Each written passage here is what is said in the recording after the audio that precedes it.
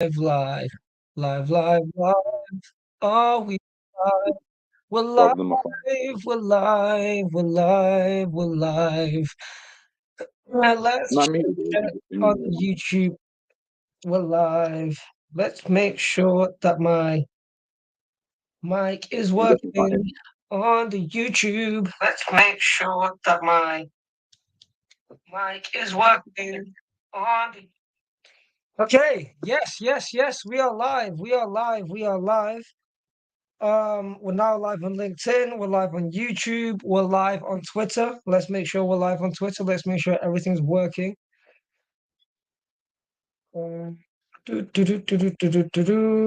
Just checking, making sure everything is nicely streaming.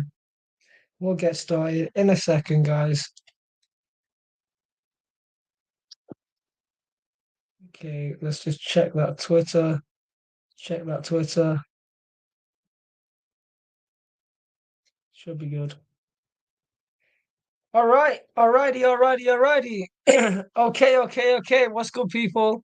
It is currently 4 minutes past UK time. Sorry, no. It is currently 8:05 PM UK time. Monday, the 9th of October 2023. Welcome to another episode of The Game, which is a free weekly stocks and crypto webinar where we break everything down in the stocks and crypto markets, including but not limited to reports, do some technical analysis, and occasionally we have super amazing guests when they're not busy with their crypto ventures. Today's special guest, we have Waj. I don't know how to say your full name. I can't lie. I don't know. It's Wajahat. But bear with me a second. I'm just Oh, no. gonna leave and join again because I think I've joined on my sister's account instead. Oh, okay. Yes. Amazing. Sure.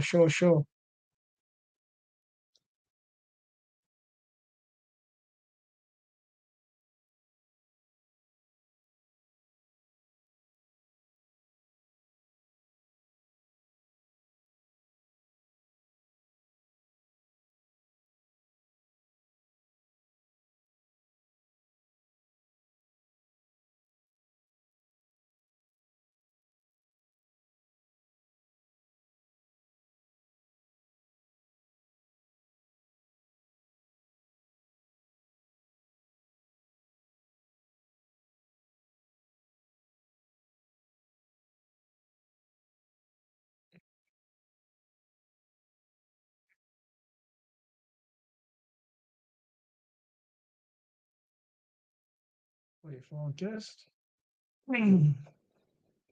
Okay. How you guys doing?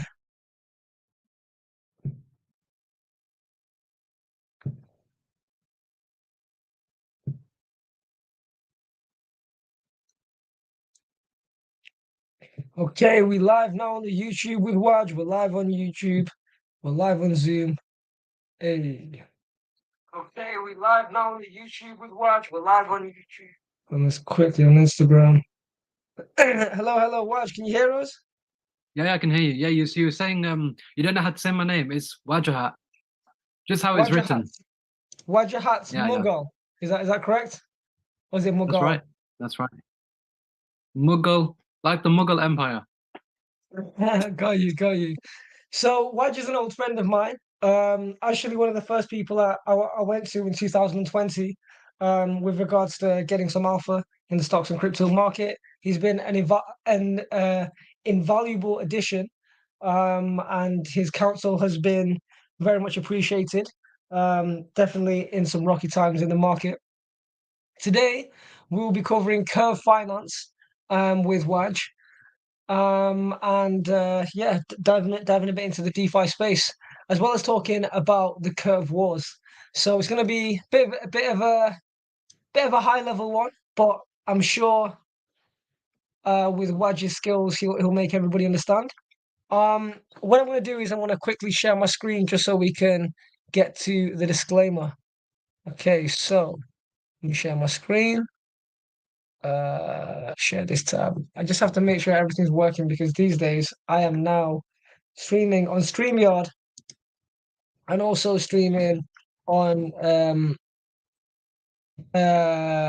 Zoom as well. So, okay.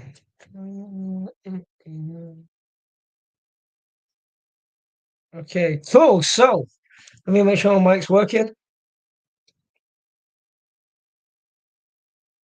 Testing, testing, testing, testing.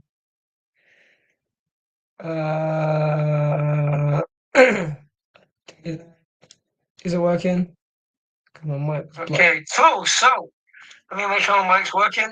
All right, my mic is working. Fantastic. So, quick disclaimer, terms and conditions.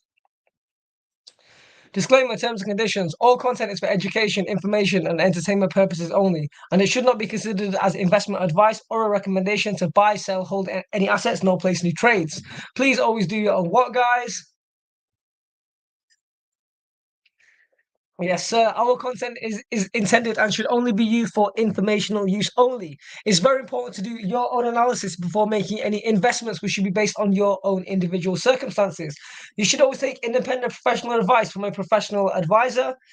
Is there any professional advisors in the room? No professional financial advisors in the room? Okay, fantastic. Alternatively, you should research and verify all and any information you may find in our show. You may wish to rely upon whether you wish to make an independent decision or otherwise. All investments come with what, guys? Yes. So please always do your own what, guys? Research. Neither myself, our guest Waj, or anybody within this stream, as far as I'm aware, are financial advisors, and we do not tend to be perceived or received as financial advisors. However, we're working in collaboration with several accredited financial advisors. If you're unable to mitigate your risk, let us know immediately so we can refer you to an accredited financial advisor. I'm proud to share that Blockchain Sensei is now not only streaming once, not twice, but 3 times a week. We'll be continuing to stream the game, which has been running since 2020, every Monday, 8 p.m. till 9:30. We're going to be doing NFT Fridays, every Friday, 8 p.m. till 9 p.m., though last time we did go super overtime, even though the Matrix attacked. And Sundays, we are going to be doing Technically Speaking. So it's going to be every Monday, Friday, and 8 p.m. Sorry, Monday, Friday, and Sunday, 8 p.m. plus on the same Zoom link, this new Zoom link that we've got. We have to change the Zoom link so we can stream on LinkedIn, Twitter, and YouTube via StreamYard. Yeah, the last one was with the homie BitBlonde, though the Matrix attacked again and my microphone was muted halfway through, though she re-uploaded it on her own channel. Without any technical issues. So to join the link, go to blockchain.sensei Instagram and then click on our link tree, and then click on the top link, and that's how you will get to the Zoom. Without further ado, what am I gonna do? Oh, stop sharing my screen on StreamYard. 1 second, let me go back to sharing Zoom. Go back to the Zoom. Okay, we're back. We're back on the Zoom. I think we're back on the Zoom. We should be back on the Zoom in 3, 2, 1, live. Yes, fantastic. We're back on the Zoom. We should be back on the Zoom. Okay, amazing. So, Waj, our special guest, how are you today? I'm good, thank you. Not too bad. Amazing, amazing, amazing, amazing. You are the co-host of today.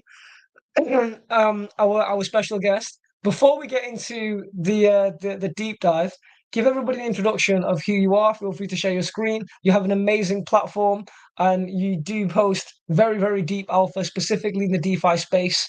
You are one of the best practitioners I know, specifically in decentralized finance. Let them know a bit about your history, and how you got to where you are today. Yeah, sure. So for anyone who hasn't met me or interacted with me before, my name's Waj. I am a doctor, but recently left full-time medicine to basically work in DeFi. I now work full-time in DeFi. I currently work at a DeFi startup on Arbitrum. We're building some fairly complex derivative instruments, which I don't recommend to beginners, but they are really, really interesting and fantastic products that we're building. So that's what I do at the moment. I still work as a doctor from time to time. I did actually work a couple of days last week, but nothing this week. It's pure DeFi this week. I am a content creator, so I make lots of videos, all DeFi related on YouTube. Twitter is probably the place where I'm most active nowadays. So I think if anyone wants to follow me or like, have a chat with me or reach out to me, that's probably the best place to find me.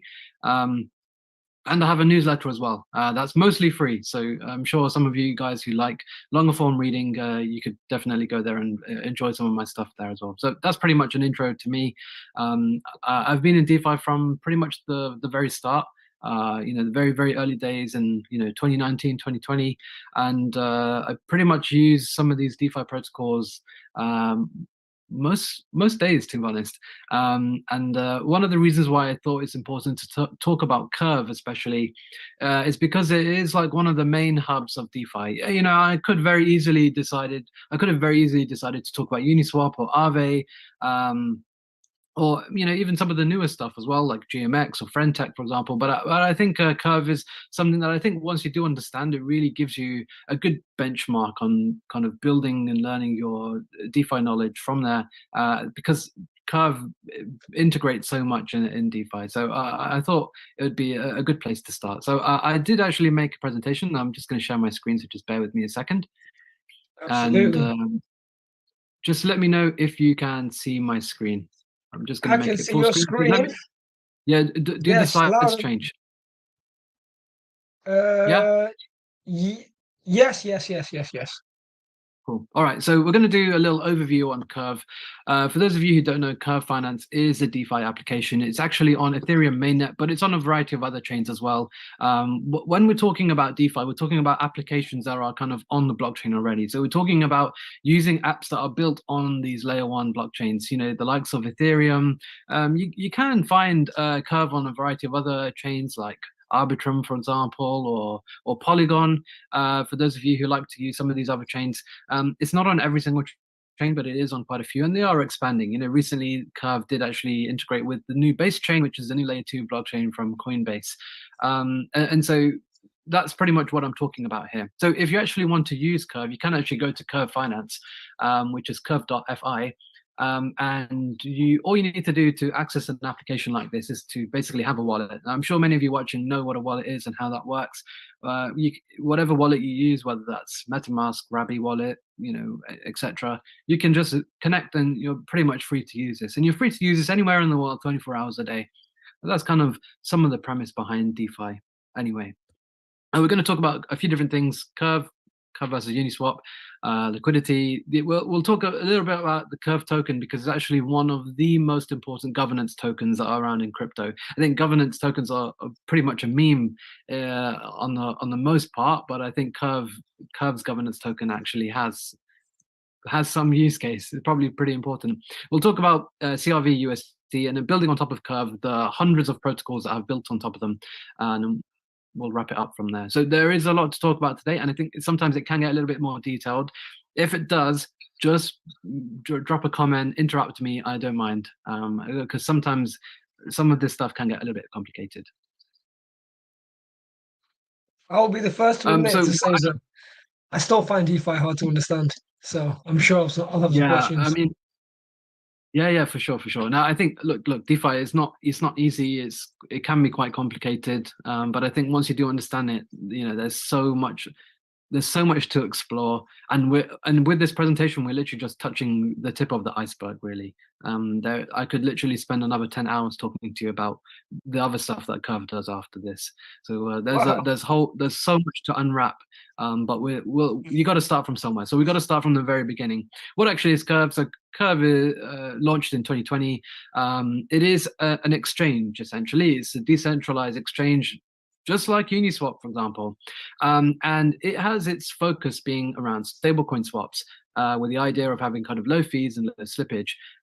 And originally, you started off with stablecoins, USDT, USDC, DAI, those kind of stuff. But I think a year later, they kind of added volatile assets, so the likes of ETH and wrapped Bitcoin. And now there's actually hundreds of assets and hundreds of pools supported across, it might actually be 13 chains now because Base is actually here. But there's lots of chains that you can find Curve on Ethereum, Arbitrum, Avalanche, Base, Cello, Phantom, Optimism, Polygon, and a variety of other chains as well. So we're on a variety of chains, and this is pretty much what it looks like when you go onto Curve. Let's say you have one Ethereum in your wallet, you wanted to swap it into USDT, or you had USDT and you wanted to swap it into any other asset. You'd basically go here, connect your wallet in the top right corner, and basically do the swap. The main premise behind Curve is the low fees, the low slippage, the high liquidity, and the low fees. I think that's what makes Curve, such a powerhouse. And you can actually see in the top left corner. Just for absolute layman's Yeah. terms, because so let me just bring it over to the beginners. If anybody doesn't know what's going on here, this is basically swapping crypto on what's called a decentralized exchange. So typically people would use, or most popularly, people would use Uniswap to swap Ethereum tokens with other Ethereum tokens. Are you saying that the fee is lower on Curve for this specific transaction? So if we were to compare this to MetaMask, compare this to Uniswap right now, the fee would be lower for ETH to USDT and vice versa. Yes, we'll actually touch upon that on the next slide, exactly that. And one of the main reasons why you would actually go to Curve to do your swap, you could have any single asset and you wanted to swap it for another asset. You want to sell it, you want to buy something, you do it on Curve essentially. And the main reason why people use Curve is because of the liquidity. There is so much liquidity on Curve that it makes it efficient for companies like Binance, companies like Coinbase, really big institutions, whale wallets, DAOs. They need platforms like Curve in order to do their swaps, because they can't go to some random exchange and do it there. There just wouldn't be the liquidity there. I'm going to show you that in a moment as well. So here you go. Look, here is an example. I'm selling. I've got 1 million, USDC, and I want to convert it into 1 million fracks. You can see the price impact here. If I just zoom in, 0.004%. So this is what I mean by very low slippage. It means you're able to get the maximum for your currency. And you can only do this because Curve has so much liquidity in it. And this is what it looks like. You'll see lots of different pools here, and these are essentially the pools in which you can take one asset and take another one out. You can buy one, sell the other. So on Curve, everything works with these pools. So for example, if you want to take some ETH and you want to sell it for some USDT, you'd take it to this Try Crypto 2 pool. You'd put some ETH in, you take some USDT out of that pool. And just on the right hand side, you can see, look, these pools have hundreds of millions of dollars in them, like all of them, at least double-digit $1 million. And as a result, that makes Curve a protocol that has billions of dollars deposited within it overall.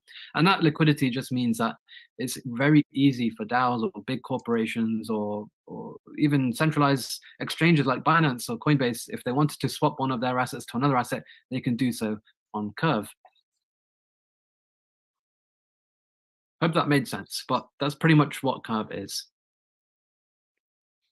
So Curve versus Uniswap is pretty clear, as you can see on screen. The general Uniswap fee is 0.3%. Of course, you can get different fee tiers on Uniswap, so I do know that you can actually change the fee, but generally, for most pools, that is the fee that you're paying. And that's why being a liquidity provider on Uniswap is actually very good. It's something that I use as a strategy myself to make some income on the side, but the fees are pretty high, I'd say, and that means that if you were to have, let's say, $1 million or $10 million or $100 million, you wouldn't really want to do your swap on Uniswap. You'd prefer to do it on Curve just because that swap fee is so low.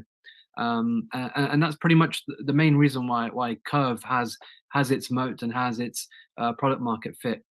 Uniswap also has its product market fit for sure. I think with Uniswap, you can kind of trade any ERC20 token you want. Literally, you don't even have to list it on there.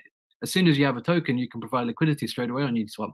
I think Uniswap is also fantastic, but I think Curve definitely, if you want to swap stable coins at a large volume, is probably a better way for you to go.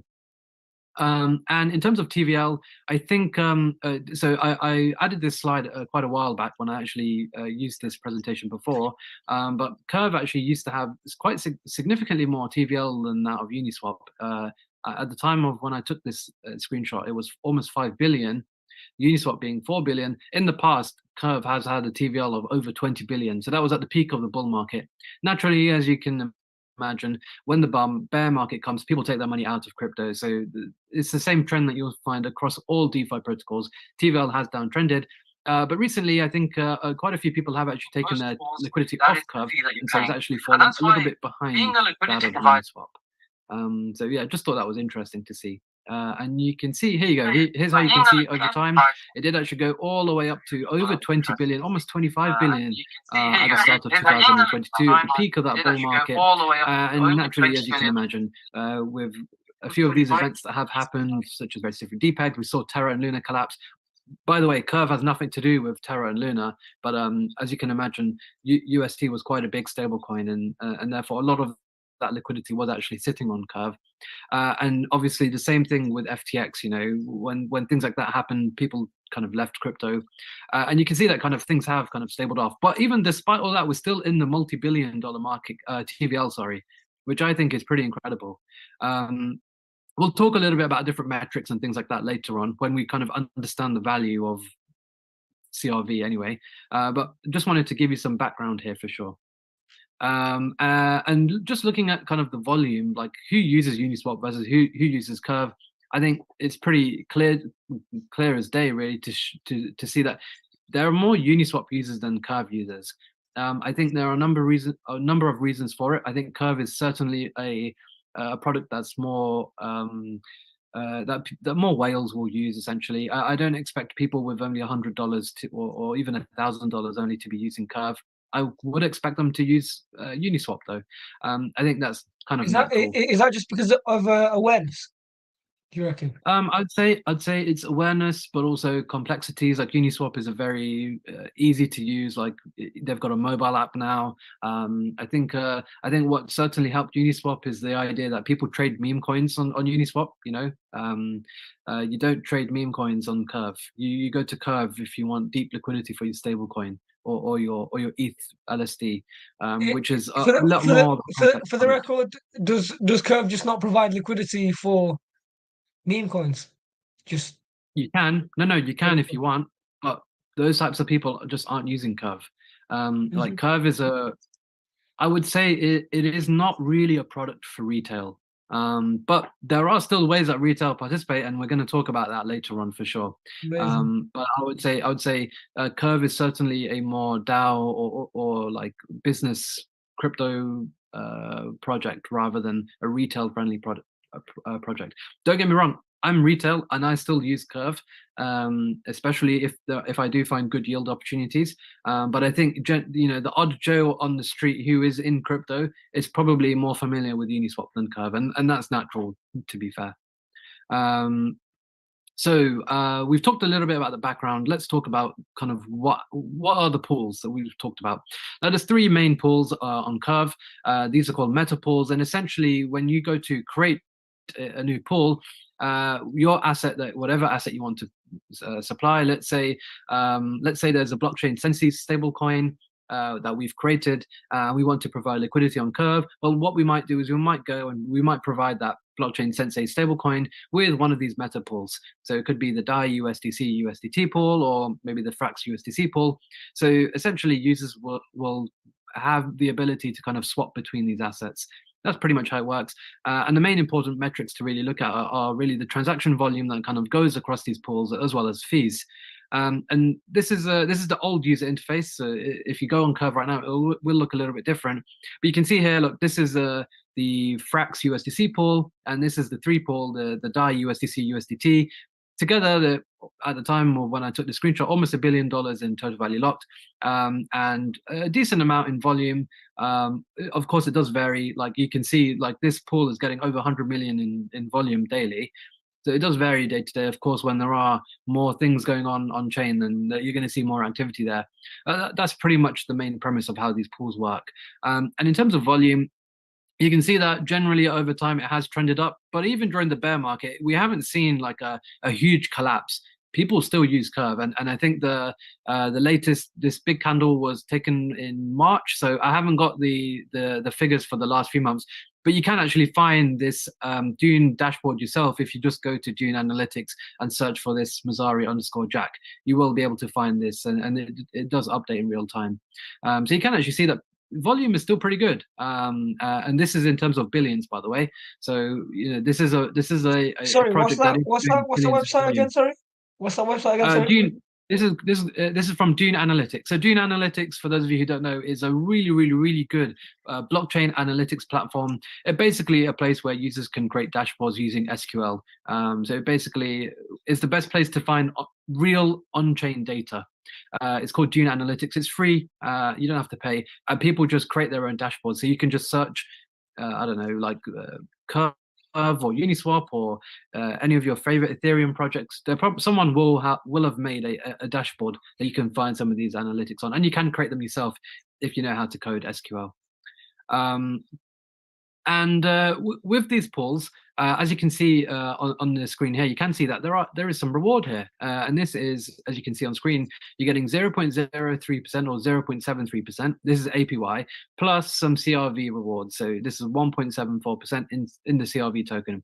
Now, this is quite low. And I personally would never put my funds in something that's paying this little, especially when you've got T-bills that are kind of offering 5%. The risk-free rate is so high now, but but this picture is a little bit out of context, and we'll talk about some of the yields later on. So CRV is basically emitted and basically distributed out to these pools, and you can see that it's fairly stable, and you can see that kind of the total supply of CRV is obviously increasing. But again, we're going to go into more depth with the CRV token later. In terms of fees, CRV, Curve as a whole, I should say, makes a lot of fees from all of these transactions. If we actually go back in time, we can kind of see how this has changed from, like, let's say March. We can see that it's maybe 50 to 100,000. Of course, you do get some days where fees go crazy, like 500,000 in fees a day, but it's 300,000 here. But generally you're seeing most days 60, 70, 100,000, and this is real revenue that the protocol is making. And at the moment, if you take the price of CRV and you look at the market cap, that gives a price to sales ratio of 14, which I believe is a little bit lower than the S&P 500 at the moment. Now, this data is actually a little bit incorrect because Curve actually makes a little bit more fees than this, especially more recently with the release of their stablecoin. We'll talk about how much money the Curve platform is actually making, and because it's making quite a lot, to be fair. So we'll talk about that later in some analytics. Yeah. Did someone have a question? No, cool.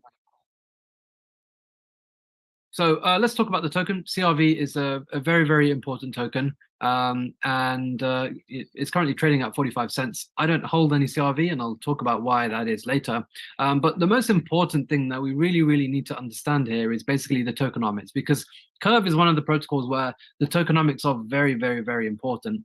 In a lot of DeFi, what you'll find is that some of these tokens are completely worthless. In fact, I can go through the top 200 or top 300 crypto assets by market cap, and I'd find that even a ton of them in the top 200 or 300 are really worthless, and they don't really have much value.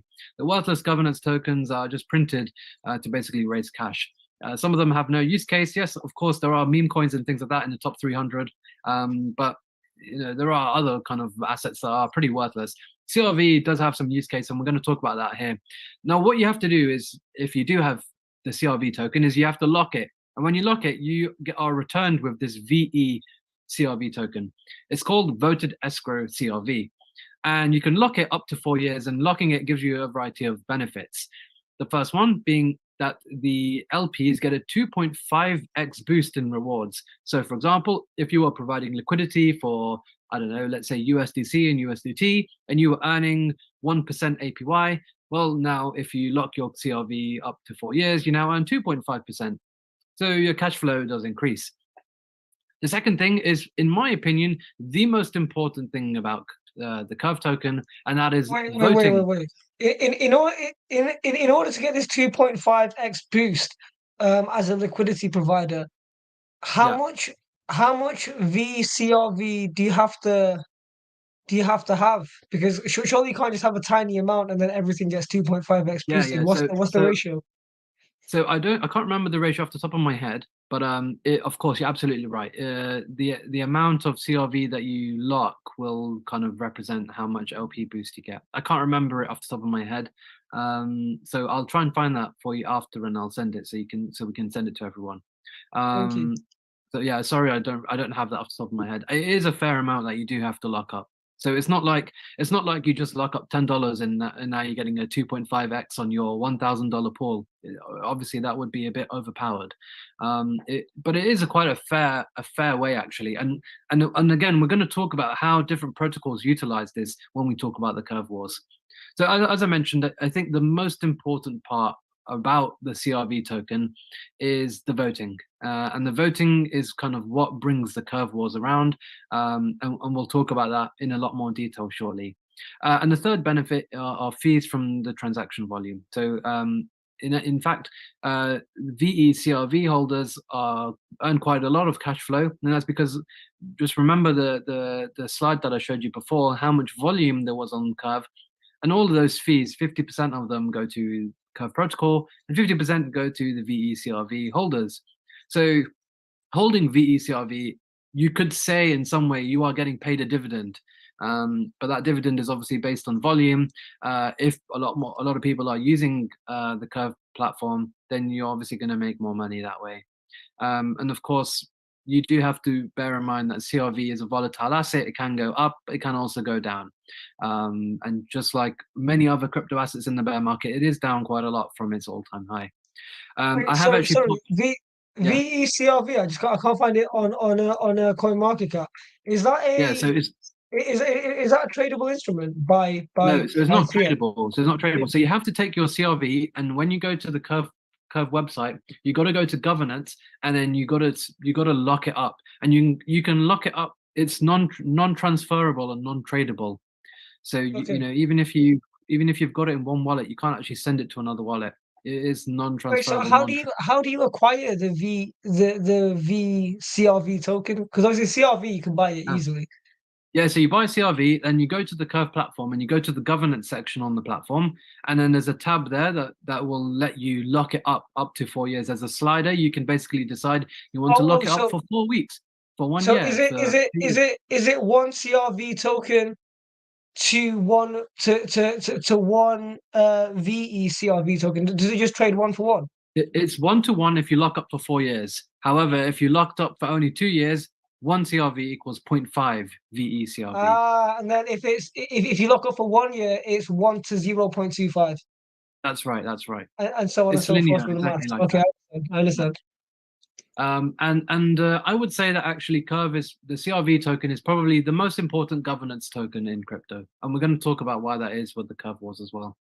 So that's why I wrote here the one protocol that has a token with governance that actually matters.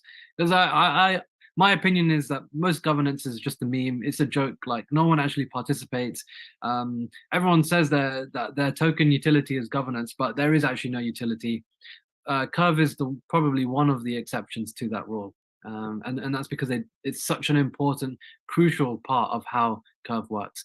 I have actually put some more tokenomic stuff on here. Again, you can go to Dune and look at these dashboards yourself. This one's created by some research company called Blocksworks _ research, just basically showcasing how basically CRV being locked is increasing over time. And then oh yeah, I'm going to talk about some of the benefits. So there's three main benefits: the LP boost, the voting, which I think is the most important, and of course the fees, the cash flow, which you can also get as well. So boosting LPs. So like I said, liquidity providers, let's say I'm a liquidity provider, I'm providing two assets. I want to earn a boost. I can earn up to a 2.5x boost, and you can see this here.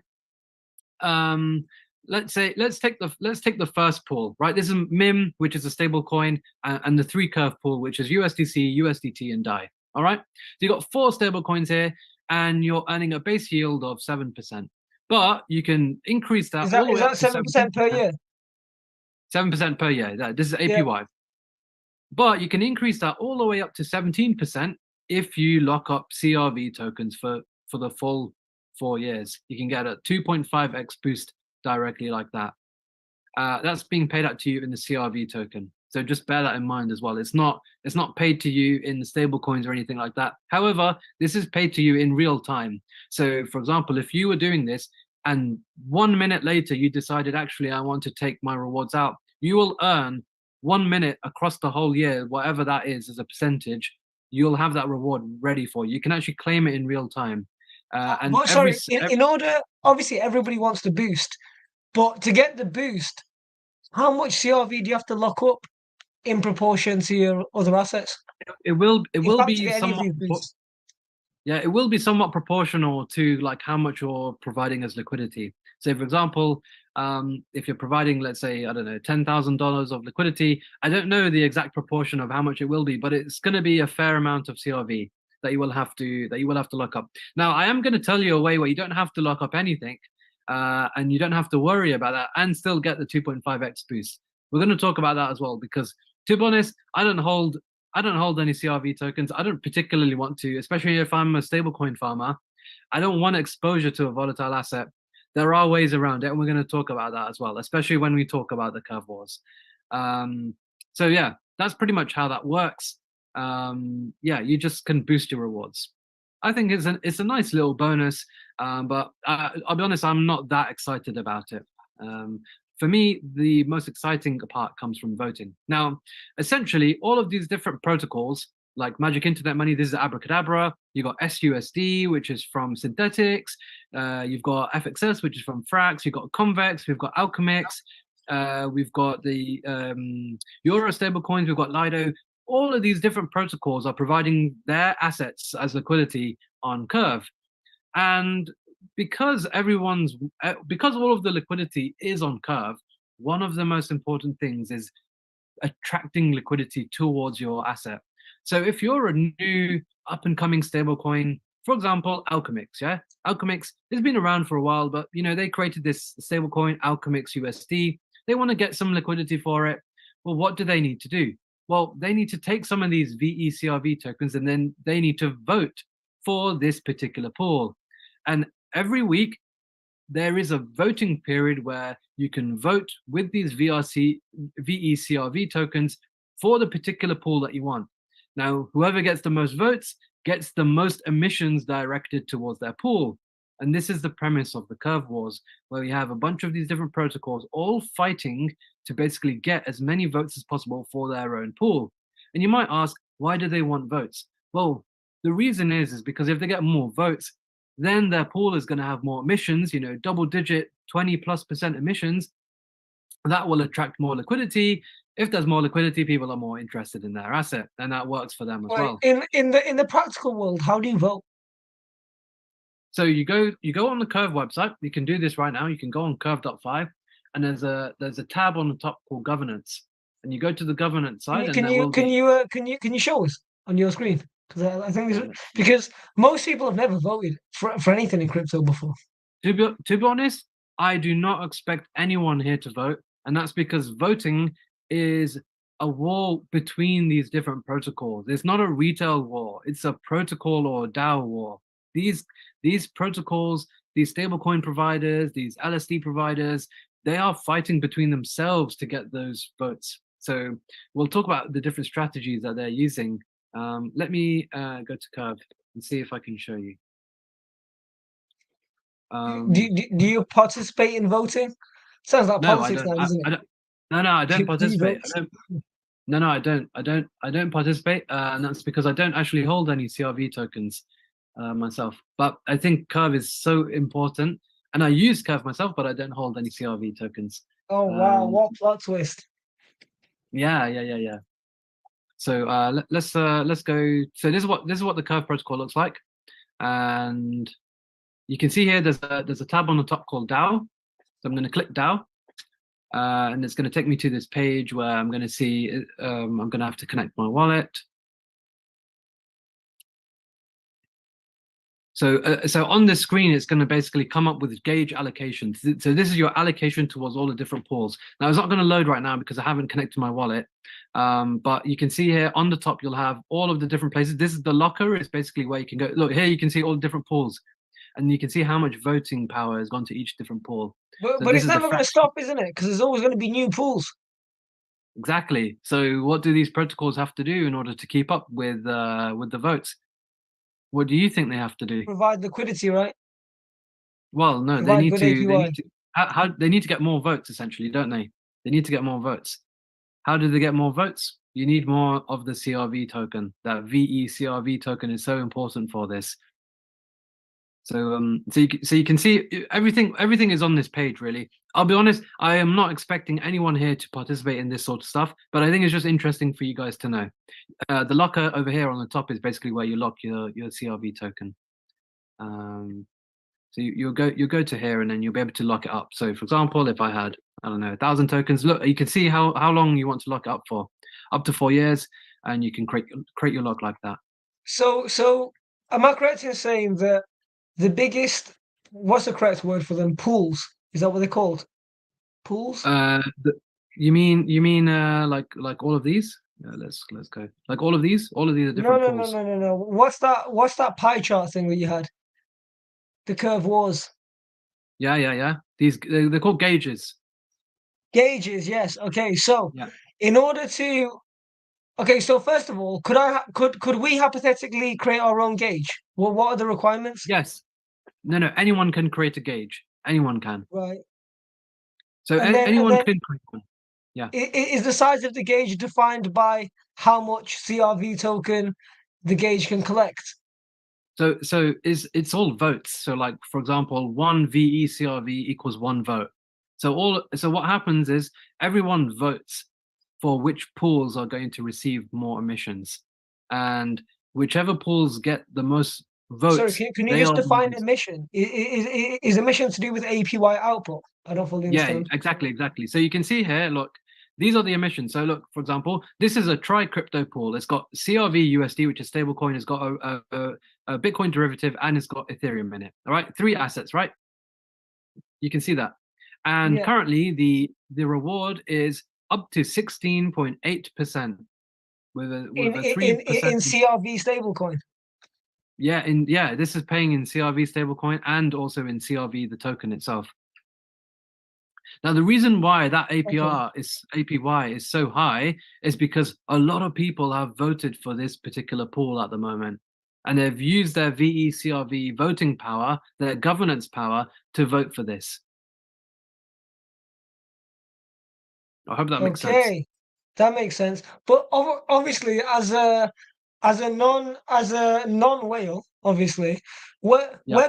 we're not gonna have any loyalty to any pools, are we? We're just gonna go for the highest APY one and then check back, and then when it changes, we just switch pools, right?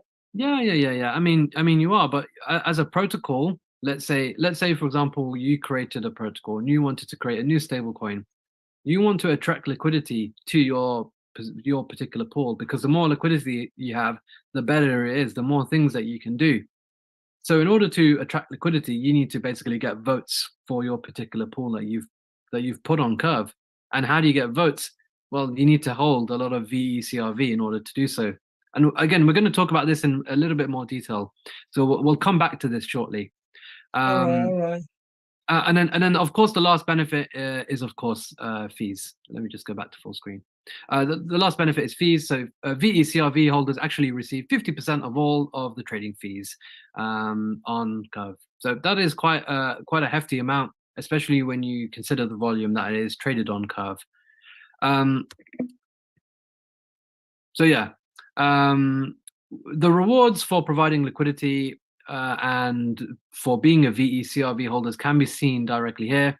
I'm not going to go into too much detail here because I think sometimes it can get a little bit confusing.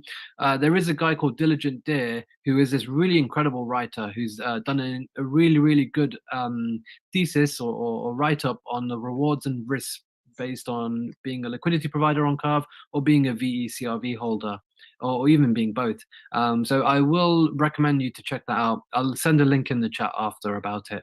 And you can put it in the description of the YouTube video. But essentially, he writes a whole a thesis on kind of the pros and cons of basically anything that you can do on Curve, whether you're a VECRV holder, voting and obviously gaining those fees, or if you're an LP, someone who's just providing liquidity, just trying to claim those fees and move on after.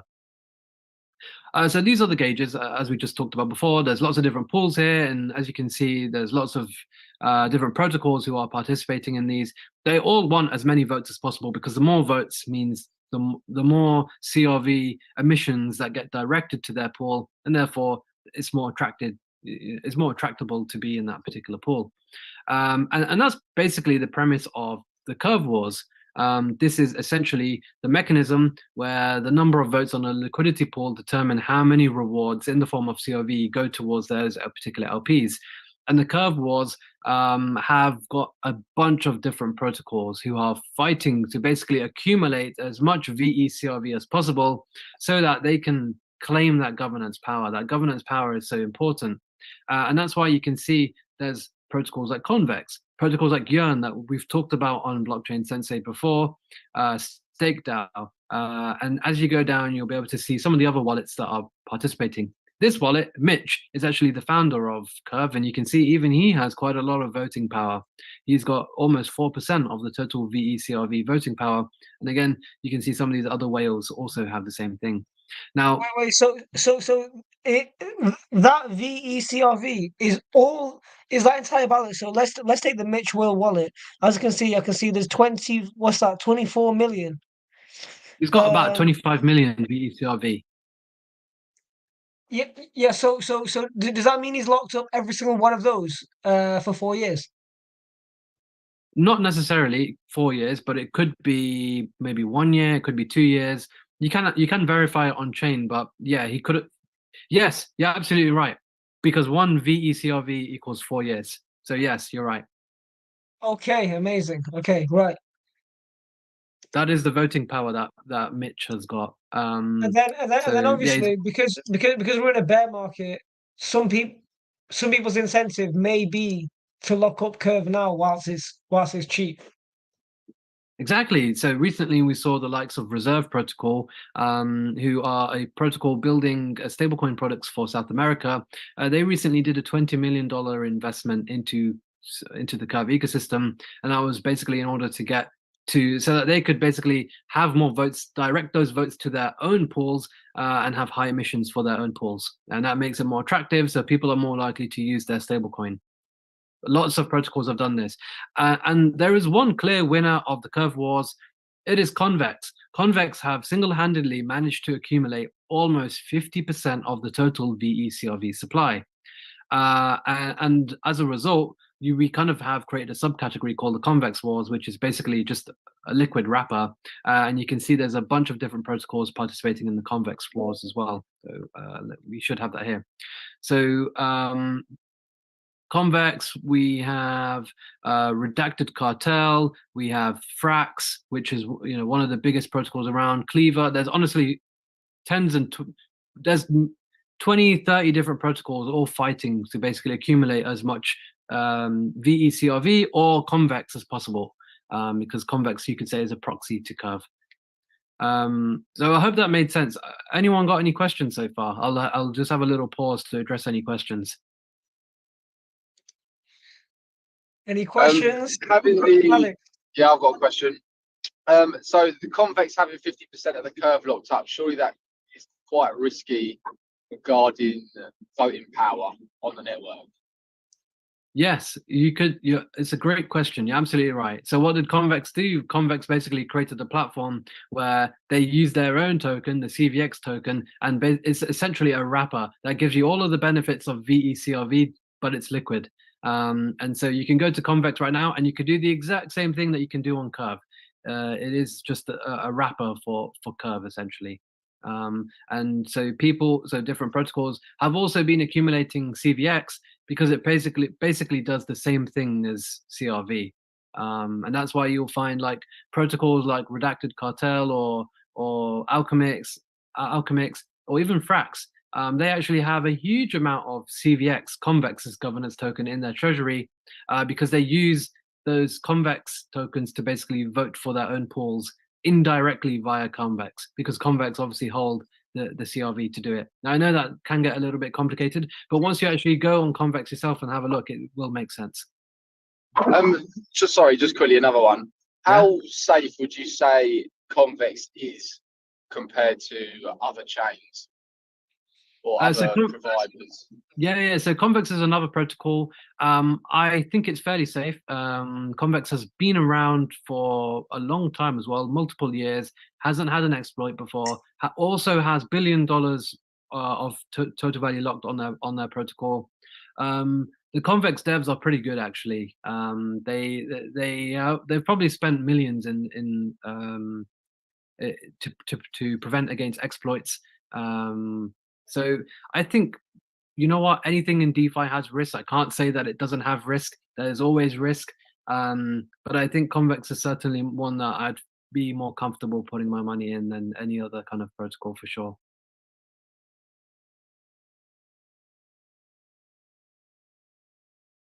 If you spend some time also in the Convex Discord or the Convex Telegram, you'll very quickly realize that this is not a joke. Like a lot of gigabrain stuff, and like it is quite technical at times. But yeah, I think it's a good place to be and a good place to learn. Now, I guess one of the benefits of Convex is they basically created a wrapper that would give you all of the benefits of VECRV without you having to lock up. And so you can imagine that this is quite attractive because now you don't have to lock up those tokens yourself. Rather, you can go to Convex directly and earn those higher 2.5 times boost yields directly on Convex. So sometimes that's something that what I do, especially if I find a particular pool that's just launched and has a pretty decent risk to reward in terms of APR as well.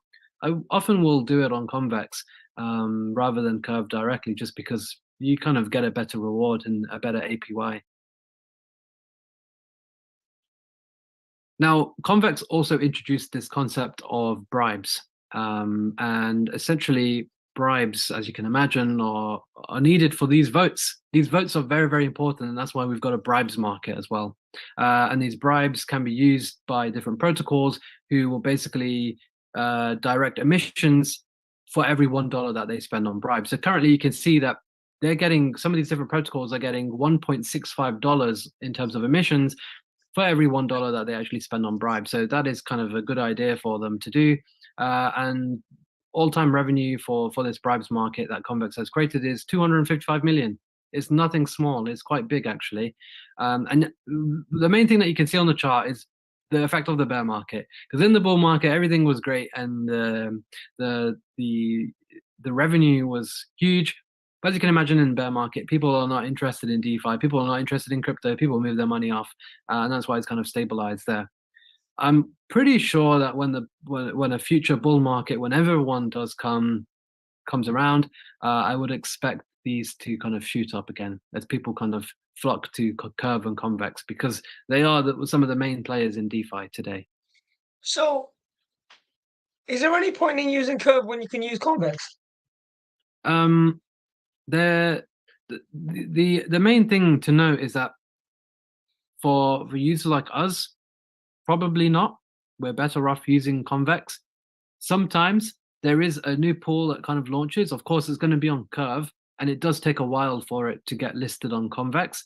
And so, in those very rare scenarios, I think yes, you're better off just using Curve. So, like recently, Base launched on Curve. The Curve launched on Base, I should say. Base being the new Coinbase Layer 2 chain, and there was like some really incredible, 4-digit APYs to begin with, and so that wasn't available on Convex, and so I basically you farmed on Curve to begin with to earn that quadruple digit yield. Of course, that yield doesn't last because as more TVL comes into the pools, that APY gets distributed across everyone, and so it does kind of settle down. But I think generally I use Convex more than I use Curve. But Convex doesn't work without Curve. Do you know what I mean? They're two protocols that work hand in hand together. Without Curve, Convex doesn't exist. Yeah, so I completely forgot about Coinbase's Layer 2. You got me looking though. Yeah, Base is a really What, exciting chain to use. It's actually one of the what biggest is happening in chains Base right now?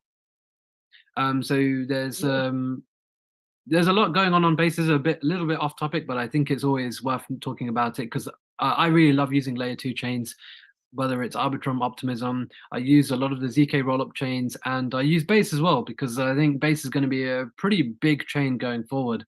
Now they don't have a token; they use Ethereum. It's an Ethereum scaling solution. But what I can see is that there are a lot of developers building on Base. We've already seen the launch of Friendtech, and Friendtech went crazy and already has gone crazy, and it's printing a ridiculous amount of fees at the moment. It's one of the best apps around in terms of actual revenue generating in crypto today. But we're seeing, lots of these other protocols, for example, Curve, Uniswap, and I'm sure we'll see many, many others. There's Aerodrome as well, which has got quite a high TVL. There's lots of cool stuff being built on Base, and so just kind of keep an eye on that for sure. I think we'll see maybe in the next 6 months, like lots of interesting stuff being built there. It's definitely not on the level.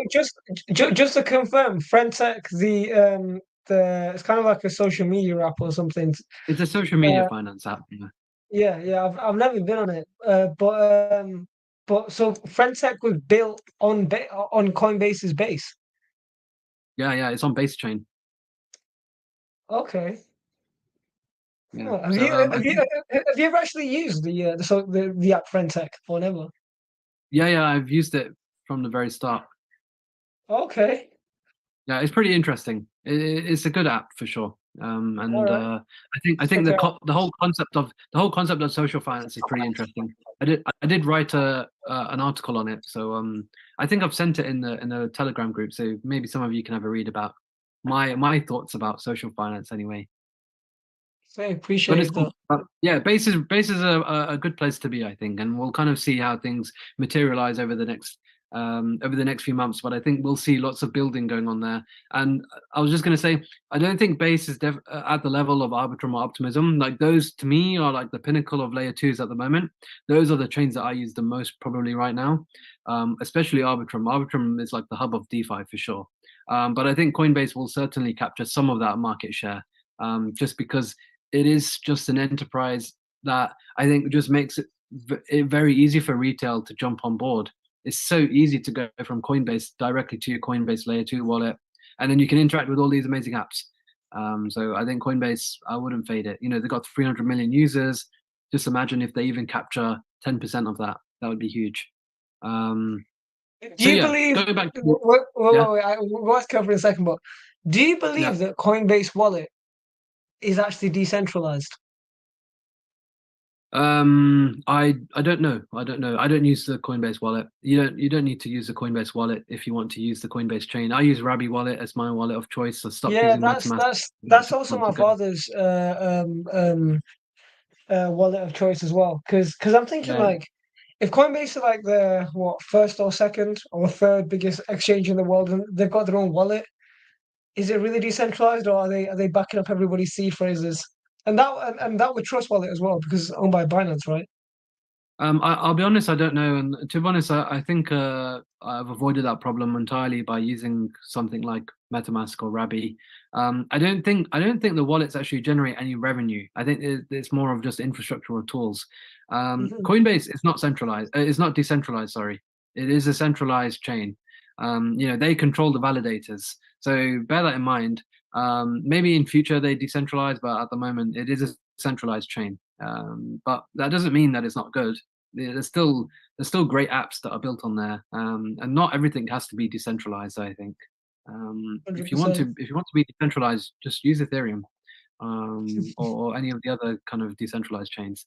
But I think there's a place for both of them, and I think Base is going to be a great chain to bring DeFi to people. And I think DeFi is probably, in my opinion, the one product market fit that crypto has. If there is one, I think DeFi brings opportunity to billions of people across the world who don't have access to financial instruments and financial services. They can finally hold a stablecoin and protect themselves against their deflating currency. They can use borrowing and lending markets. They can use interesting derivatives. They can use savings accounts. There's oracles. There's so much going on in DeFi at the moment. And I think like a chain like Base, even though it is centralized, at least it's still bringing some of these interesting products to people across the world, 24 hours a day. So I think it's great. Did anyone have any other questions? I know we've got a question in the comments from a sensei. Oh yeah, let's have a look. See, am I right in seeing 175.66% APR 175% VAPR for, I don't know what coins these Probably. are. Probably. Now, I'll be honest, I don't have a clue what this WACME token is. It's probably, the thing is, remember that anyone can still launch a token on Curve or Convex, for example. Like, so bear in mind that not every token on here is going to be a token that you actually want to hold. So I don't actually know what WACME is. It could be some volatile shitcoin. I have no idea. Just do your research on it for sure. I think for me particularly, I would say I'm a little bit risk averse, and so I don't really play too much with like really volatile assets. I like stablecoins. I'm a stablecoin farmer, and so I often like look for stablecoin yields on Curve or Convex.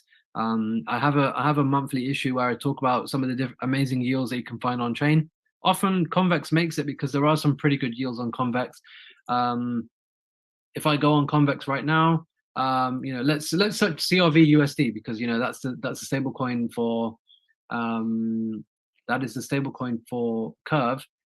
You can find some decent pools here that are giving you double-digit yields, and I think double-digit yields are the very minimum that I would consider when it comes to stablecoin farming, especially now in a environment where interest rates are so high.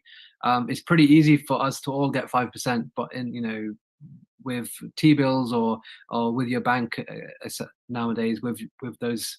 So I think double digits are the very minimum that I'm looking at. But I'm very risk averse, so I'm very selective with which assets I'm providing liquidity for. So they have to. I do my research on that, and I recommend everyone else do that as well. So yeah, you might see some really high APRs, but that APR comes at the expense of other risks that you're taking on. For example, the volatility of that token, but also some of the risks with impermanent loss, which is basically the imbalance of those two tokens when it comes to price deviation. We'll probably talk about that another day. But I think, yeah, do your research and make sure that they're two assets that you actually wouldn't mind holding by themselves. I don't know what this WACME token is, but I definitely would check that out first. So the Curve Wars players, we've got Convex that we talked about. Yearn also has quite a big supply of Curve, and that's why you can go to Yearn, and I'm just going to open this up on my computer right now. Everyone else can do this as well. You can go to yearn.fi, and you'll be able to see that there's a whole tab here for Curve. Get the best CRV yields in DeFi. And Your that's things, pretty much. you're not sharing your screen anymore. I'm still on DeFi Wars, Curve Wars. Let me see if I can take you there.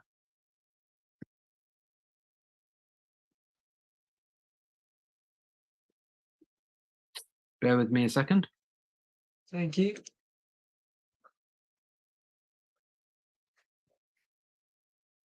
I need to just open it up.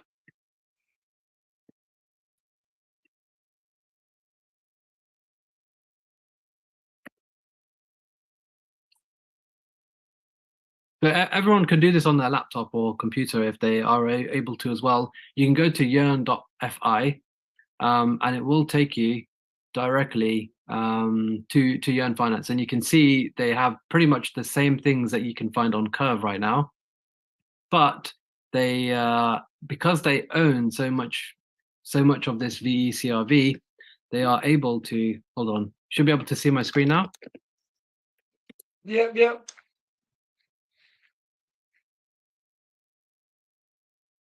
And I remember, I think it wasn't too long ago where you talked about Yearn and Andre. I can't remember when it was exactly, but it wasn't too long ago, was it?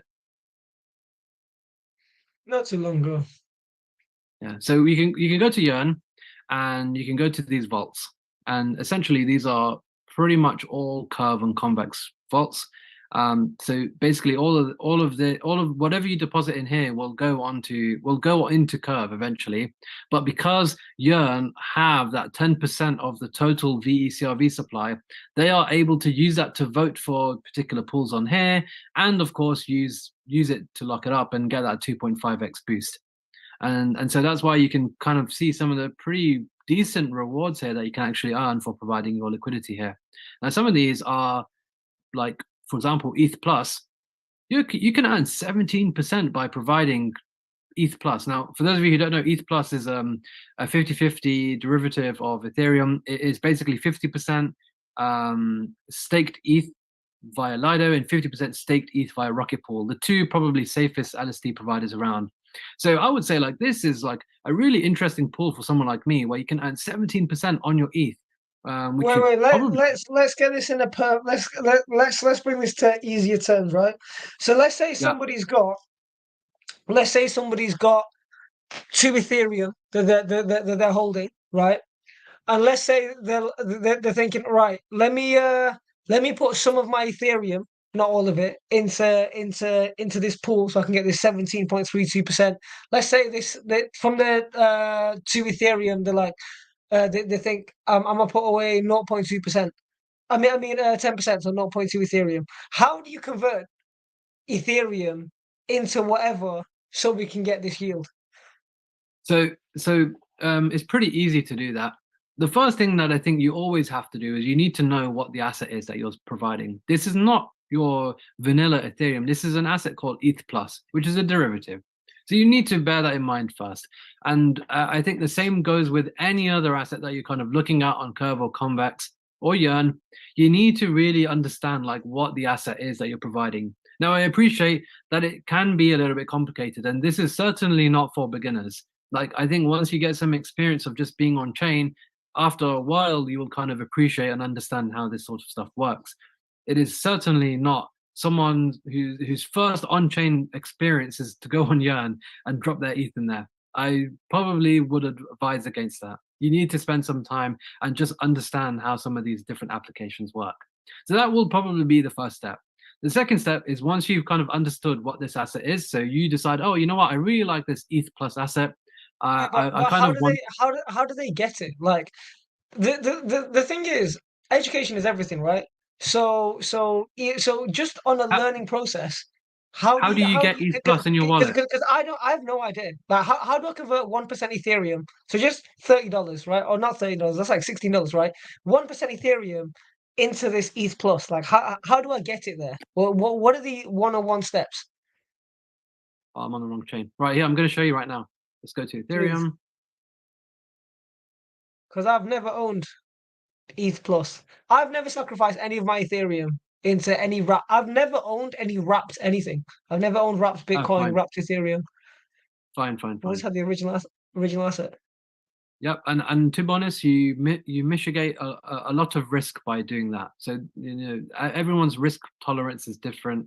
I definitely wouldn't recommend any beginner in DeFi to straight away start using some of these derivatives for sure. Like it will take time. So yeah, this is all you need to do. You can go to Curve. Yes. You've got 2 Ethereum. You want to swap it into ETH Plus. Like you'll just do your swap directly like this. That's pretty much it's 1-for-1, right? 1-for-1. Well, no, not necessarily, because every Ethereum derivative is slightly different. Damn. So it's not going to be 1-for-1. So like some of them will be 1-to-1. Some of them will be 1-to-1. Some of them, like for example, I don't know. I've got too many tabs open. Some of them will be like, for example, some of them rebase. So so this one's pretty much 1-to-1, as you can see. It's 1.99999 that I'm getting. Okay, this one's pretty much 1-to-1. Yeah. But like some like liquid staking derivatives, they actually earn the staking yield, and it goes directly into the price of the token. So you don't claim your staking reward. That staking reward automatically goes into the token. So that token will always be appreciating at the staking rate every year. So sometimes it won't be 1. You might be a little bit confused, like, oh, I've got 1 ETH, but I'm not getting 1 wrapped ST ETH. Why is that? Well, it's because wrapped ST ETH is actually earning the staking yield directly within its token, and it has been doing for a couple of years now. And so it trades at a premium to ETH because it's obviously earned that staking reward over time. So this is what you do. You'd once you found the asset that you like, you'd kind of go to Curve and you'd swap it here. You don't have to use Curve's interface to actually do this transaction. My favorite place to actually do swaps is actually on DeFi Llama, and I'm going to show you that right now. And that's because DeFi Llama aggregates a whole range of different exchanges to often give you the best rate. And that's because sometimes what you might find is actually the best rate isn't on Curve. It might be on Uniswap. and it takes way too long for you to basically go and search across all of these different exchanges for you to do that. It's basically like thinking, sometimes you might not get the best rate on Binance. It might be ever so slightly cheaper on KuCoin, or ever so slightly cheaper on Coinbase. And so you can use this application on DeFi Llama. You can basically pick any asset you want, and you can swap it to any asset that you want, and it will be able to do this pretty easily. Now I need to paste the contract address directly in here, so that's probably what I should do. Let's see if I can find the contract address. Here we go. For the record, I've only ever used DeFi Llama to get information. Information on TVL. That's the only time I ever used DeFi Llama. I've never used the DeFi Llama Llama's swap. got an amazing thing. So look, you can literally swap it to any asset. So for example, if I wanted to swap 10 ETH into 10 ST, I can do it directly here. It'll basically tell me all the different exchanges, 1inch, OpenOcean. These are kind of aggregators. Okay. And will often give you the best rate. Then you can just pick, oh yeah, I want this one, and it'll basically, you're not using DeFi Llama, by the way. DeFi Llama just will just let you. It's just the front end to let you interact with these smart contracts. So it's kind of like compare the market. Yeah, it's exactly like compare the market. Exactly. It's basically compare the DEX. Compare the DEX exchange rates. Yeah. So I most of the time, almost always, will use this. Look, can you see? Look, you're actually getting a little bit of a bonus here, and it will tell you the gas fees and everything as well. So it's really cool. So yeah, you can just take the contract address of whatever asset that is you want, and you can just paste it here and do that trade. And once you've done that, DeFi Llama also takes 0 fees. So yeah, they're a good team. And once you've done that, you will have your asset in your wallet, and then you can go to Yearn, and it's as simple as just literally entering how much you want and basically clicking approve and then depositing, and then you'll find like all the different metrics at the bottom here, like the cumulative earnings, what the gross APR is, etc., etc. Oh, wait, so to get this 17%, all you got to do is stake Curve ETH Plus without another crypto. This is ETH Plus against ETH. So you're going to have 50% of ETH and 50% of ETH Plus. Okay. And then you earn the interest in what currency? You earn the interest so on Yearn will automatically auto compound it for you, so you don't have to claim anything or anything like that. Like after a year, you'll have 17% more in your balance. But behind the scenes, this is earned in the CRV token. But the seven. So I understand the staking pair is 50% Ethereum, 50% ETH Plus. You showed us how to get ETH Plus very easily. We just swap Ethereum for ETH Plus, right? So we stake those to get 17.32% APY. It's not locked up, so we can take it out within 1 month, right? You can take it out the next day. You just go to the withdraw tab and then basically just click however much you've got, withdraw it. You could take it out in 5 minutes. Whenever you wanted. Okay, and then what is this interest we're getting? Ethereum, ETH Plus, both. So you're not actually getting. So one thing to just note out: it's not actually an interest that you're getting; it's just a reward that you're getting paid for being a liquidity provider. So the actual emissions, this 17% is coming in the form of the CRV token, but Yearn are doing all the work for you. They're automatically selling that CRV into your ETH and ETH Plus. At a balance. So basically, let's say if you had 1 ETH of normal ETH and 1 ETH of ETH Plus, so 2 ETH in total. That CRV reward, that 17% that you're earning, will automatically get sold off into an equal amount of ETH and ETH Plus and get added to your position. Wow. So that's why people like using Yearn. You don't have to worry about gas fees. You just have to do your Ethereum transaction one time. And they will auto compound it for you. Of course, they take their own cut, and that's how Yearn make their profit. But yeah, that's why Yearn is a pretty good protocol, and that's why people like it. And it's got such a lovely interface. It's quite easy and friendly to use, especially compared to Curve. And Yearn have done their investment in the Curve ecosystem.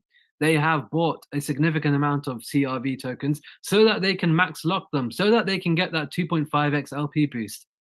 So yeah, it's a really cool thing. So that's what they call them. Yeah. So yeah, Yearn Finance are doing their thing. Okay, makes sense. Now, thank you for connecting the dots. There's a lot of yes. Anyone have any questions about that? I know that could be a little bit complex as well. Yeah, sorry guys. I feel like I'm having my own DeFi conversations. And I think the other point to just note here is, look, you can see on the bottom, right? There are all of these are different protocols. We've got Frax, Redacted Cartel, Cleaver, Badger DAO, JPEG, Reserve, Olympus, Silo Finance, Alchemix. These are all different DeFi protocols that all have either they've got an LSD product like ETH Plus, right? ETH Plus is created by Reserve Protocol, right? So Reserve Protocol wanted liquidity for their ETH Plus. They want people to be attracted to that 17% and be like, wow, I'm going to buy some ETH Plus and I'm going to deposit it there. So the reason why they're able to do that is because they did a $20 million investment into the Curve ecosystem, so that they have a lot of these VECRV tokens and they can vote for their ETH Plus pool. What you'll find is that Reserve are constantly voting for the ETH Plus pool so that it gets more votes. If it gets more votes, it will get more CRV emissions, and therefore that APR can go even higher. So all these different protocols are fighting with one another. That's why Curve is not really a retail war. It is a DAO or protocol war, where all of these different protocols are fighting with one another to accumulate as much CRV as possible. And that's simply just because Curve is a place to go if you want to do any swaps with anything now, really, if it's an Ethereum product or a stablecoin. Curve is the place to be. And I think over time we're seeing more and more protocols enter this Curve war. We're seeing more and more protocols trying to accumulate as much CRV as possible, and we'll probably continue to see it. So Frax have the Frax stablecoin. They've also got Frax ETH. They also want to incentivize liquidity, so they have millions and millions and millions of dollars of CRV and CVX that they use to basically vote for their pools. And you can see all of this data yourself on chain. This is a website called, I think, DeFi Wars. It's really cool. So you can kind of get a good visualization of like who the owners are of these tokens and what they're doing, what they're voting for, and who the different protocols are that are fighting. So you got Pyrex. These are all different protocols, by the way. So Frax are in there as well, and you've got JPEG Redacted Cartel, which is a protocol that I really like. Reserve that we just talked about. Reserve is the company that's created this ETH Plus derivative. So you can see that they have quite almost 1 million voted lock convex tokens, which is a few $1 million, and they're using that to vote for their own pools, just so that they can increase the emissions and therefore get more of the pie when it comes to liquidity. This is a liquidity war, and that's the main thing to remember. Liquidity is king. So Curve is pretty exciting for that. Now we're going to touch upon another exciting part, and that's because Curve obviously realized that their platform is a stablecoin platform. People come to trade stablecoins there, and so that's why they decided to jump into the stablecoin game. Stablecoins are a very profitable product. We've seen Tether recently make like $1 billion in 1 quarter, just because the interest rates are so high. I think stablecoins are generally just a very, very good product to make. And you know what? Curve have some of the most smartest devs around, and they've got like some really, really, really incredible innovation here. So they've created this stablecoin called CRV USD. It is an over collateralized stablecoin, and they have this interesting mechanism called Llama, which I'm not going to spend too much time into today. I've made videos about it on YouTube already, and I've written a thread about it as well. It is a little bit complex, but essentially the main point I want to make is it's an innovative stablecoin that basically protects you from liquidation. And that's the main point that I want to make. And because it's so good, like lots of people are using it, and you can see it in order to kind of mint CRV, it's over collateralized, and it's over collateralized by the following assets. This is staked ETH by Lido, wrapped Bitcoin. We've got Frax ETH. We've got Bitcoin, and normal vanilla ETH as well. So you basically need to deposit these assets, and you can basically borrow CRV USD against it. And you can see here in terms of total debt or total collateral value, like this actually adds up to maybe like $200 million. And look at the borrow rate. This is pretty high. Like, let's take the average of all of this being like maybe 4.5% to 5% potentially. So basically on the 200 million, Curve are making around 5%, which adds up to quite a lot. We're talking about $5 million in revenue already. Bear in mind, CRV USD has only come out like a few months ago. And the idea Is is, it to acquire CRV USD? Is it easy with USDC and USDT? yeah, you can Create just do a conversion. swap directly on Curve. Like I'll show you right now. Yeah, one for one is the easy because I want to get involved in this ecosystem. And for me, what appeals to me straight away is one for one on my stablecoin and one for one on my Ethereum.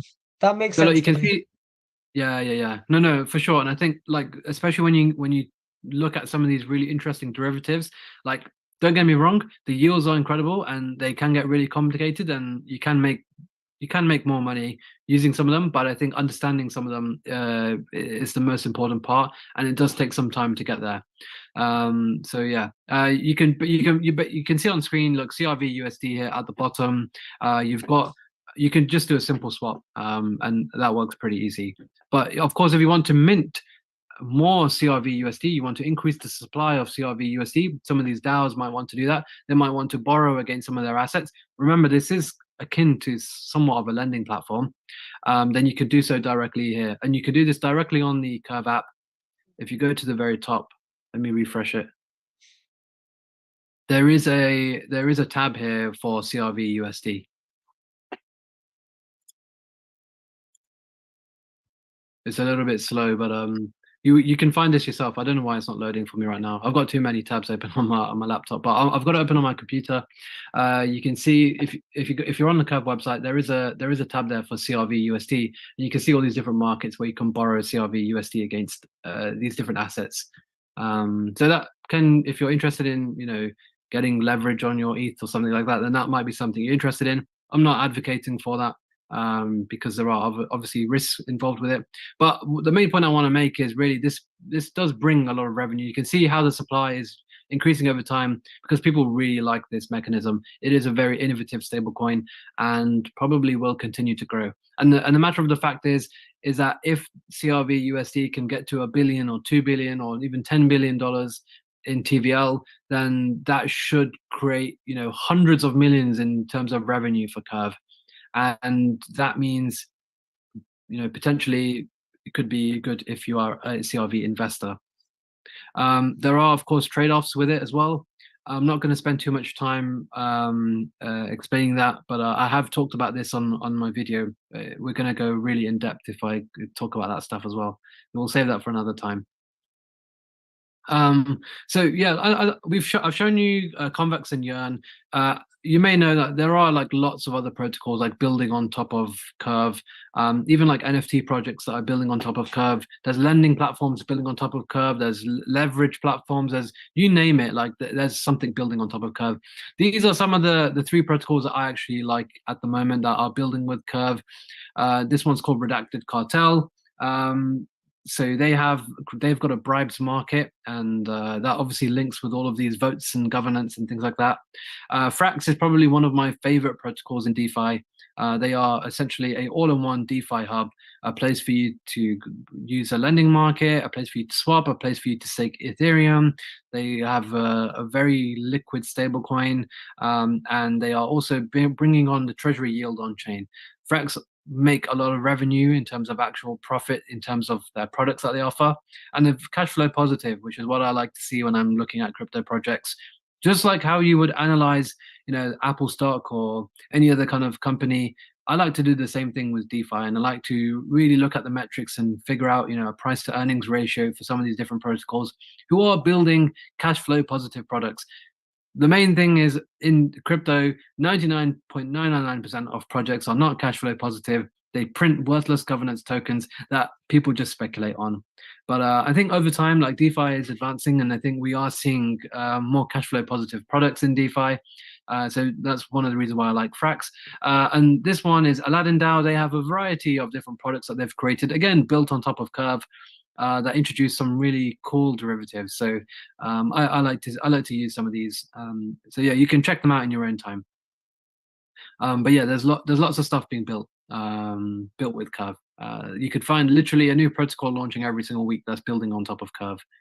The llama NFTs, for anyone who likes NFTs, are like this collection of like 1,000 llamas, and essentially they raised like $3 million, and each llama is technically backed by a certain amount of CRV that's locked.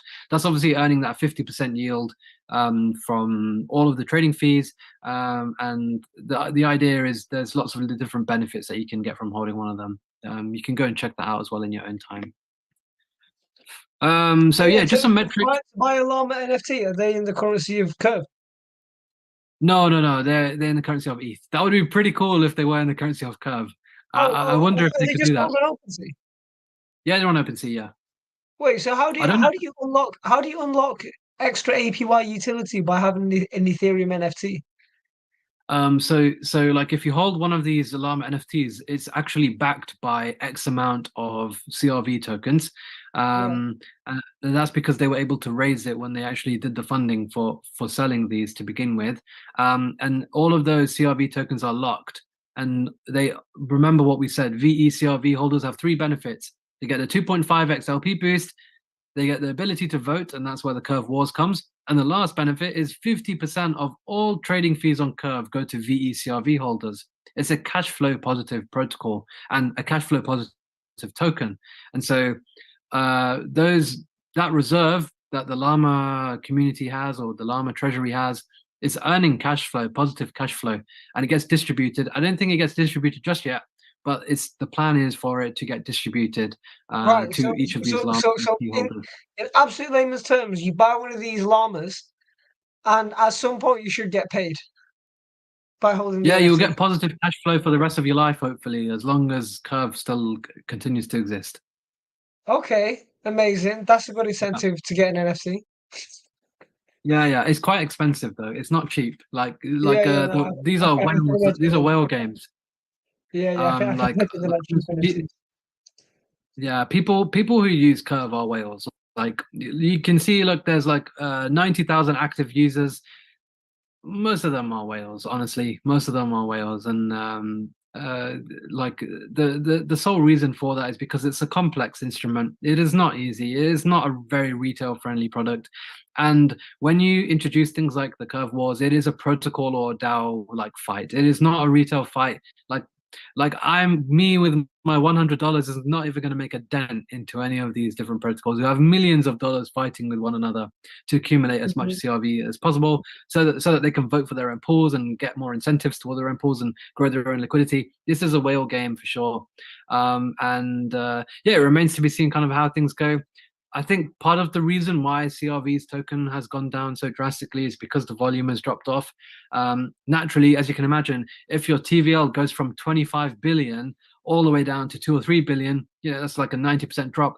Of course, your token price is going to drop because the volume is not going to be there either. So the cash flow is going to be a lot less. But I think it's one to keep an eye on for sure. I don't hold CRV.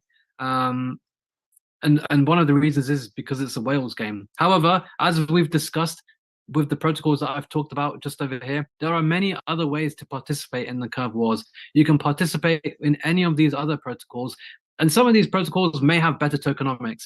Remember, CRV is basically a farm token. It's given as a reward to people who provide liquidity. What do you think people do who farm CRV tokens? They dump them. Farm and dump is the main concept that goes around in DeFi, especially when you get given free governance tokens. And so personally, I don't hold CRV tokens. I think the tokenomics put me off a little bit, but I think the concept of Curve is really, really important to understand. And once you understand the concept of Curve, you can start to appreciate how many of these other protocols work and why they are relevant and some of their values and where that derives from. And so, you might think you can't really appreciate Frax until you properly understand Curve. And Frax is something that I really like, and perhaps that might be a better way to invest. Of course, not financial advice. These are very volatile assets. DeFi is still early, but I think the upside is there for sure because it's such an innovative asset class. That's pretty much it. The Curve community is pretty big. I think if you want to, these are the llamas, by the way. They're like these like 3D looking llama NFTs. There's like 1,111 of them. I really recommend to follow someone called CurveCap. He is a Curve developer, but also has a newsletter, a daily newsletter talking about Curve. Follow him on Twitter. I think he's got like 20,000 followers. Again, it's all Curve Alpha, so you can learn a lot there. Michael Ergarov is the founder of Curve. He is a gigabrain, like really, really smart guy. And it's so incredible. You can just go in the Curve Telegram and you can speak to him directly. So if you have any questions, it's a good place to go. There are lots of very intelligent people there. So some of the stuff, honestly, even today goes over my head. But it's a learning process for everyone. You got to start from somewhere. And so yeah, just a few things about the Curve community that I would recommend. And so yeah, that's pretty much the end of the presentation. We talked a lot about the different elements of Curve. Honestly, like I said at the very start, we've only just touched the iceberg, like the tip of the iceberg, I should say. There is so much more deeper down that we need to delve into in future, but that I'll leave that for you to explore and learn. You can follow me on Twitter because I tweet a fair amount about the Curve ecosystem, not too much, but I do like the Curve ecosystem as a whole. That includes all the other protocols that are building within the Curve ecosystem. And I think they have a very important part to play in DeFi as a whole. Like all of these different protocols are building different money Legos, are all building on top of each other. And when that happens, you can create some really, really cool stuff. So yeah. Okay. Yeah, this has definitely been an intense one. I need to rewind myself. And definitely, obviously, I've got a call with you tomorrow. I'm super excited to get some exposure to this. Not necessarily just for profit, but just from the actual experience of swapping assets. Like, tell Yeah. everyone, been in crypto for so long. First bought Bitcoin in 2015. I've never swapped. To this day, I've never swapped Ethereum for any Ethereum derivative or Bitcoin for any Bitcoin derivative. I only use USDC and USDC. I stopped using BUSD because I got Yeah, a I bit scared. don't. So I'm similar to you. I'm very risk averse. I don't hold Mm. a wide variety of assets, and I don't like to use some of these more risk averse assets as well. I'm very, very careful with kind of what I use. But my advice really to everyone is that there is so much to unpack in the world of DeFi. Like I said, I think DeFi is the one product market fit that crypto really does have. And I think everyone should really learn now. Like it's still early days in DeFi, but I think if you spend the time now, like the opportunities that are available now, you won't get in 10 or 20 years' time because it will be an established asset class. It is early days, there is volatility, but I think some of the incredible stuff that you can do on chain is on chain, I should say. So everyone should be on chain. It's very easy to get on chain nowadays. Look, you don't need to use Ethereum mainnet to use some of these cool stuff. Layer twos are here now, so it makes it very cheap for everyone to use. I use Arbitrum as my main network nowadays. Arbitrum is a layer 2 blockchain built on Ethereum. It has the same security as Ethereum, but it scales and therefore the transaction fees are very cheap. I often pay like 5 cents or 10 cents for a transaction, which to be honest is still expensive. Like obviously it does add up, but at least it's not like Ethereum where you're paying $5, $10, $20 a transaction. So yeah, you can use some really, really incredible apps on Arbitrum. Arbitrum, I'd say, is the hub of DeFi at the moment. All these interesting stablecoin derivatives and liquid staking derivatives, real world assets, options, perpetuals, they're all on Arbitrum at the moment. And Arbitrum is like the place to be in DeFi. So I would recommend everyone to, if you're on Binance or Coinbase, you've got some Ethereum or some USDC, just withdraw a little bit of it out, send it to the Arbitrum network. And once you've got some Ethereum on the Arbitrum network, like the world is your oyster, like there's so much to explore. And I'll be happy to spend some time like showing you a few different apps. That there's actually hundreds of apps to be fair, but I'll happily share, a few different ones. I'm actually working for a DeFi protocol building on Arbitrum. And so I can say like Arbitrum is a good place to build as well. And I'm sure there's lots of other builders like ourselves building stuff, just in DeFi as a whole. So I think we'll see the entire sector grow quite big over the coming years. But I think now is the time, for you guys to just try it out. Even $10 is enough to just try it out, and you can learn quite a lot in a very short period of time, just from experience. That's what I recommend. 100%. All right, we'll wrap up the stream up here. Waj, thank you for gracing us with your DeFi Alpha. Can't wait to speak to you one-on-one tomorrow and finally get some exposure in the DeFi world. Thank you very Yeah. much for all your contributions in this space. You're an invaluable player. I'm sure. Give us 10 years, you'll go down as a legendary contributor. We stamped history today. Waj, I hope you can be back again in the not so distant future. And yeah, you're always welcome to come back on the game. Thank you so much. Yeah, honestly, I've got a lot of these presentations ready. We've got so much to talk about. If we want to talk about stable coins, if we want to talk about Ethereum staking, if we want to talk about derivatives, options, perpetuals, interesting new financial products that are available on chain, layer twos, honestly, social finance, you name it. Like, there's so much to do on chain right now, and I've got lots of presentations ready to just start talking. I don't need any notice. I can just start straight away. So yeah, Wow. Okay.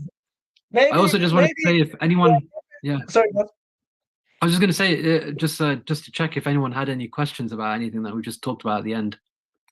Oh yeah, sure. Right. Final questions. Dubum, Alex Ascente. Have we got the Zoom? Or forever hold your peace. Cool. So, all right then. I'm gonna stop streaming on StreamYard.